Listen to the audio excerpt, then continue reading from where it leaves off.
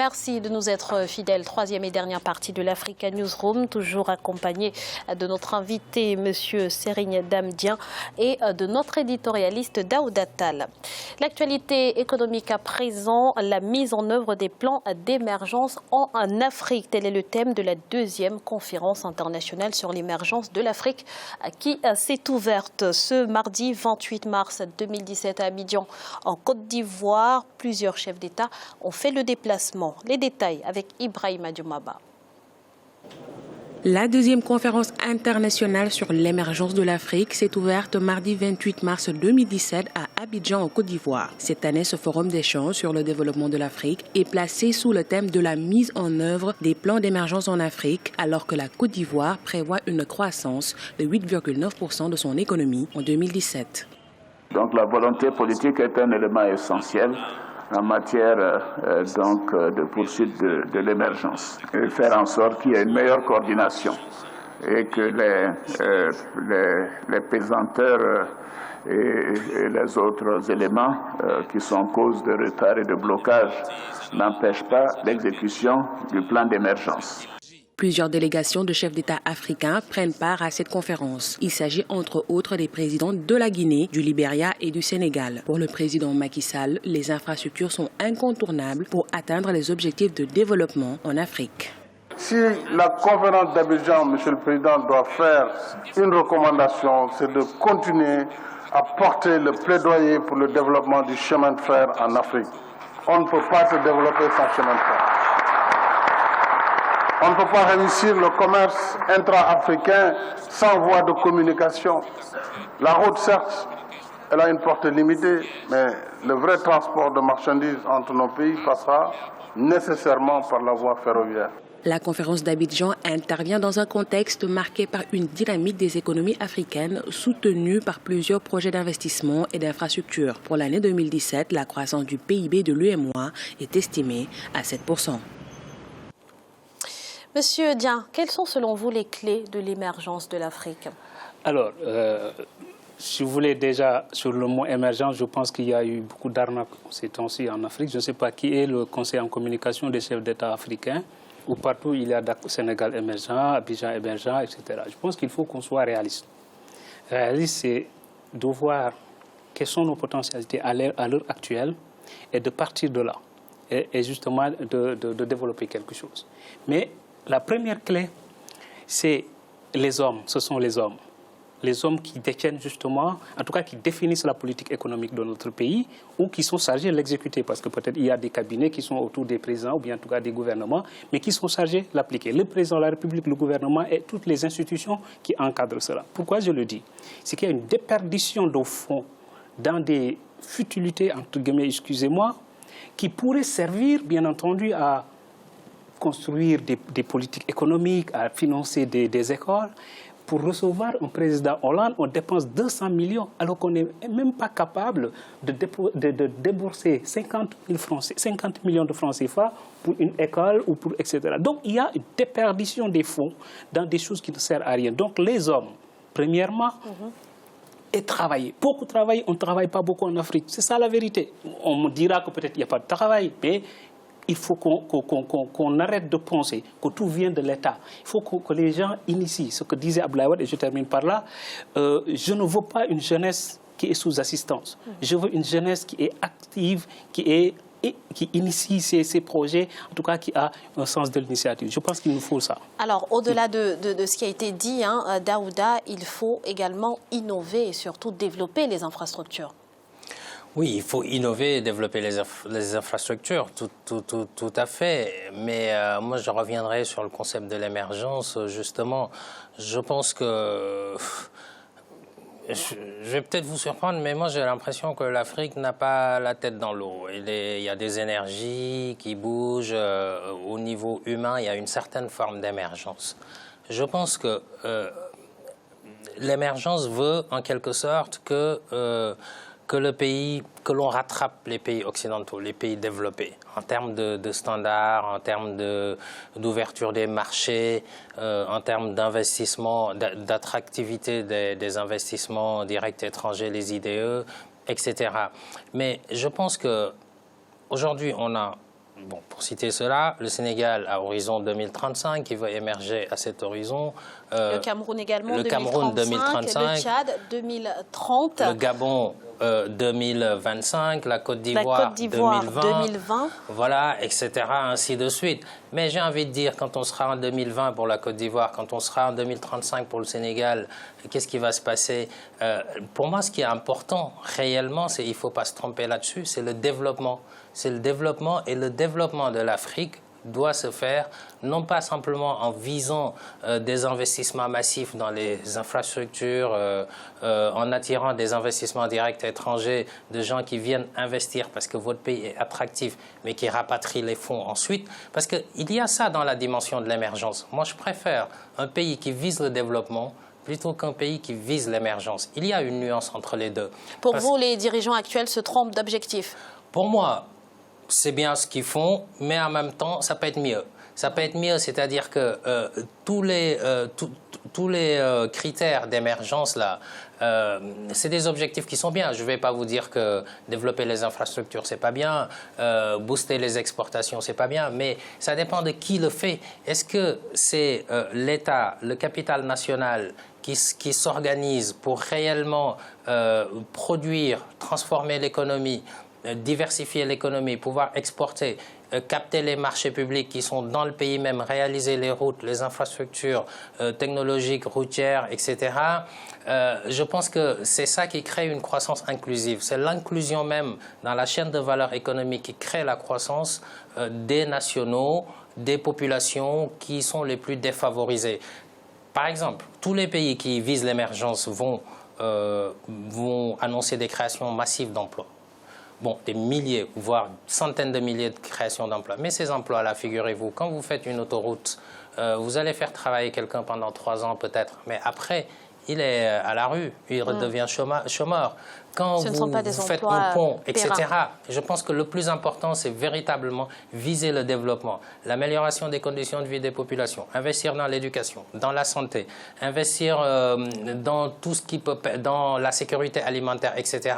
Alors l'émergence serait une bonne chose, une bonne notion, si les fruits de cette émergence sont partagés dans la population et si c'est la population elle-même qui réalise cette émergence, ce dont je ne suis pas sûr aujourd'hui. Monsieur Dieng.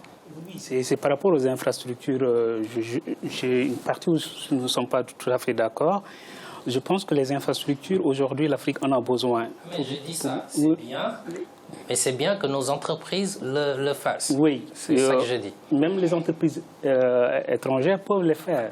Ce qui est important, c'est que qu'on leur fait justement payer des taxes, qu'on leur fait payer des impôts. C'est-à-dire que toute la croissance qui ressort justement donc de l'activité économique des entreprises étrangères, l'essentiel est rapatrié. Il faut que l'essentiel reste dans les pays pour pouvoir servir à financer. Pour ça, il faut que ce soit fait notamment par des entreprises nationales, des championnes nationales dans ce domaine. Je suis d'accord. Sauf que nous sommes encore en Afrique où nous n'avons pas encore des champions comme ça. Il y en a, il faut leur donner, mais il faut les accompagner. Il faut accompagner certains, justement, à pouvoir avoir les moyens de pouvoir avoir ces entreprises-là. Mais je pense que les infrastructures sont à la base, justement, d'un développement. D'abord, premièrement, ça crée des emplois. Et je ne pense pas que ces emplois-là, oui, ce sont des emplois temporaires, mais dès que ces infrastructures puissent, justement, créer d'autres possibilités d'investissement, parce que s'il y a une facilité de déplacement, les entreprises ne perdent plus de temps dans justement leur capacité à produire, donc la productivité augmente et l'investissement augmente, donc ça crée d'autres emplois. Je vais juste terminer sur un élément, justement. Je pense que les infrastructures sont nécessaires, ça c'est une évidence. Maintenant, les plans d'émergence des pays qu'on a cités visent un taux de croissance qui est maintenu dans le temps, dans certains niveaux et qui est maintenu dans le temps. Vous avez, pour le cas du Sénégal, 7% maintenu dans le temps, au moins 7%, Côte d'Ivoire, etc. Donc je pense que l'important, c'est que cette croissance-là, l'émergence, le développement, ce n'est pas seulement une question de taux de croissance. c'est une fois que le taux de croissance est important, est-ce qu'il est partagé au sein de la population? Il faut des mécanismes qui accompagnent l'émergence et pour moi, ça, c'est le développement. Et qui permettent de redistribuer les richesses. Et en règle générale, les plans d'émergence, quand on regarde bien, c'est un ensemble de plans d'investissement. Le développement, ce n'est pas seulement de l'investissement, c'est en plus de l'investissement, d'autres mécanismes qui permettent de réduire les inégalités. Merci Daouda. Dans le reste de l'actualité, marche de protestation contre la xénophobie en Afrique du Sud. Elle s'est tenue ce mardi 28 mars. Plusieurs organisations des droits de l'homme ont défilé à travers le centre-ville de Johannesburg. Djaranjai. La mobilisation reste forte contre la xénophobie en Afrique du Sud. Ce mardi 28 mars, une fois de plus, les défenseurs des droits de l'homme ont appelé la population sud-africaine et ses dirigeants à lutter contre ce fléau. Une nouvelle vague de violence xénophobe s'est en effet déclarée depuis février, après celle de mai 2008 et celle de 2015 visant les immigrés africains. Mais ce qui est sûr, c'est qu'il y a plusieurs problèmes. Il y a la xénophobie, il y a la violence, et puis il y a l'attitude des politiques par rapport à ces phénomènes. Je dirais que la xénophobie, elle est regrettable, elle est bien sûr liée à l'ignorance, à certaines situations économiques, mais enfin elle n'existe pas. Je parle de la xénophobie sans parler de la violence, elle n'existe pas qu'en Afrique du Sud. J'ai vu un pays, mais alors peut-être que c'était il y a déjà quelque temps, mais un pays qui était effectivement, qui avait été fondé sur le culte de la violence. Il suffit de voir les monuments, enfin la violence, elle est inscrite dans l'histoire de ce pays. L'Afrique du Sud est en train de resserrer sa politique d'immigration. Parmi les changements proposés, la suppression du droit de travail des demandeurs d'asile et la création de camps de rétention aux frontières. C'est beaucoup plus grave que ce n'importe quel pays autre continent. J'ai l'impression qu'avec Zuma est en train de sud-africaniser pour s'africaniser. C'est un pays sur lequel on avait beaucoup d'espoir, qui pouvait servir de modèle. Une réunion du Conseil de paix et de sécurité de l'Union africaine s'est tenue à ce sujet ce 15 mars 2017 en Éthiopie. Le Nigeria a en effet demandé en février une intervention de l'UA pour mettre fin aux attaques dont sont victimes les ressortissants africains et notamment les Nigérians en Afrique du Sud. Certaines chancelleries estiment que Pretoria ne fait pas assez pour enrayer le problème. Monsieur Dieng, quel regard portez-vous sur ce regain de violence xénophobe en Afrique du Sud? Moi, je l'ai vécu très difficilement. Je considère que l'Afrique aujourd'hui doit être une entité où chaque habitant se sent chez lui, même s'il se déplace d'un pays à un autre. Je l'ai vécu mal aussi à la mémoire de Mandela. Le combat contre l'apartheid, rappelons-nous, l'apartheid c'était quoi? C'était des Noirs qui ont été considérés comme des sous-hommes, qui n'avaient pas justement des droits comme les Blancs.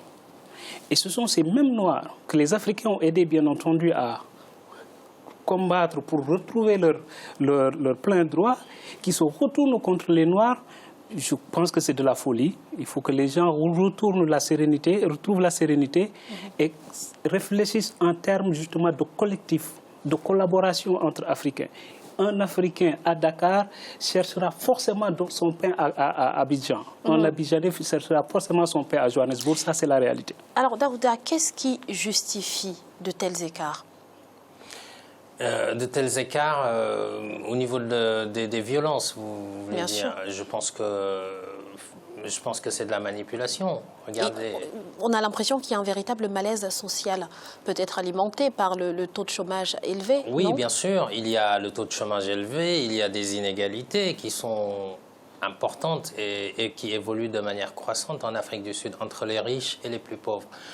Je pense que le fait tient à ça. Surtout, et aussi la déclaration du maire de Johannesburg, je pense que c'est regrettable, et je pense également que d'ailleurs si l'ANC a perdu du terrain lors des dernières élections locales, c'est aussi dû à ce malaise, ces inégalités qui augmentent. C'est très facile. Quand vous n'arrivez plus à joindre les deux bouts, entre guillemets, comme on dit, vous avez tendance, c'est plus facile d'indexer l'autre en disant c'est à cause de l'autre. Et si vous avez des hommes politiques ou des leaders d'opinion qui vous disent oui, c'est les autres, ben là, vous y croyez davantage. C'est exactement ça. Mais là, ce qui est regretté, c'est ce qu'on voit dans certains pays occidentaux, hein, avec la montée des extrêmes. Sauf que là, c'est un pays africain à l'intérieur de l'Afrique. Et c'est ça qui choque véritablement. Mais je pense que le phénomène est le même. Ça tient à des inégalités qui sont importantes, à un gouvernement qui est incapable pour le moment de satisfaire les besoins des populations. Et on indexe l'autre et ça pose vraiment problème. Et c'est regrettable véritablement en Afrique du Sud parce qu'on ne s'attendait pas. Mais pourquoi finalement ces militants ne s'en prennent pas aux autres minorités plus riches, mais qui ne sont pas des ressortissants africains? On a du mal à comprendre, Monsieur Dieng. Bon, je pense que aussi, vous savez, un immigré dans un pays n'a pas, en tout cas, on va dire, le même comportement par rapport au travail que celui qui est sur place, surtout en Afrique. C'est-à-dire les autochtones, je pense, par rapport à la rigueur qu'ils doivent mettre par rapport au travail, face au travail, est de loin inférieure à la rigueur que mettent les immigrés. Ce qui fait que donc, ce sont ces immigrés-là qui se battent tout le temps, qui se battent toutes les heures, dans certains coins les plus reculés, bien dans les banlieues des grandes villes, qui réussissent. Et ça crée une sorte de jalousie. Ceux qui font ça, ce sont des jeunes. Certains ils ne connaissent pas peut-être l'histoire de l'apartheid. Ils ne connaissent pas l'apport de l'Afrique dans ce combat-là. Voilà, ils pensent que leur travail a été récupéré par d'autres qui ne sont pas du pays. Eh bien, écoutez, il faut qu'on les attaque. Malheureusement, ils n'attaquent pas les autres qui sont trop riches parce que peut-être ces gens-là sont des Sud-Africains et ce sont les immigrés qui perdent dans tout ça. Alors, très rapidement, Daouda, est-ce que vous avez l'impression que les autorités sud-africaines ont pris la mesure de ce problème? Bon, certainement qu'elles ont pris la mesure du problème, mais elles n'ont pas offert, en tout cas pour l'instant, des solutions efficaces face à ce problème. Mais je pense que ça tient aussi à un décalage au niveau des générations. Vous savez, l'Afrique du Sud est dirigée par l'ANC. C'est un parti qui a fait ses preuves dans la lutte contre l'apartheid, etc. Et la nouvelle génération sud-africaine aujourd'hui, ce qui l'intéresse, c'est quoi? C'est pouvoir manger, aller au travail, se soigner, trouver des conditions de vie favorables à son existence. Donc, la nouvelle génération sud-africaine ne va pas, ces gens ne vont pas se poser la question à savoir, bon, pourtant, ces personnes-là, ils viennent de pays qui nous ont soutenus pendant l'apartheid. Peut-être que les parents, les grands-parents le savent ça, mais face à l'urgence économique, face à l'urgence sociale, je pense que cette dimension de solidarité entre l'Afrique du Sud et les autres nations africaines, elle passe malheureusement au second plan parce que quand on regarde, c'est un petit peu éloigné dans le temps malgré tout. Donc quelque part, je pense que ça tient à ça. Et il y a un décalage. Les dirigeants africains, et ce n'est pas que l'Afrique du Sud, n'arrivent pas encore à comprendre véritablement les aspirations de cette nouvelle génération qui a atteint la majorité et qui cherche véritablement à assurer sa survie. Là, ce n'est pas une question d'idéologie, c'est une question de survie. Et il est temps de prendre cette mesure-là. Merci Daouda. Et ce sera le mot de la fin. Monsieur Serigne Dame Dieng, merci d'avoir été avec nous sur ce plateau. Daouda, merci également pour votre présence. Merci Graziella, un plaisir renouvelé partagé. Bonsoir à toutes et à tous. Et merci à vous, chers téléspectateurs, de nous avoir suivis. Restez sur Africa 24 dans quelques instants, une nouvelle édition de l'actualité.